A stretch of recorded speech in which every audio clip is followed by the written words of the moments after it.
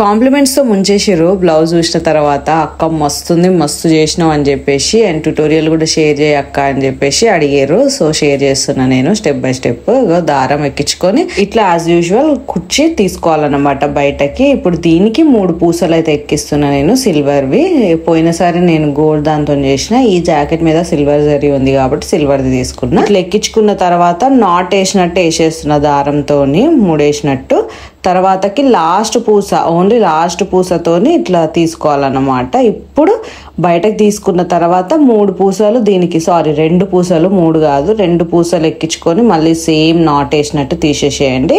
తీసేసిన తర్వాత మళ్ళీ ఇక లాస్ట్ పూసకి సూది పెట్టేసి బయటకు తీసేయండి. మళ్ళీ 2 పూసలు ఎక్కించుకోండి. సేమ్ ఇదే ప్రొసీజర్ అన్నమాట బ్లౌజ్ అంతా కూడా. సో ఫస్ట్ మాత్రమే 3 పూసలు, ఇక మిగతా అంతా 2 పూసలే అన్నమాట.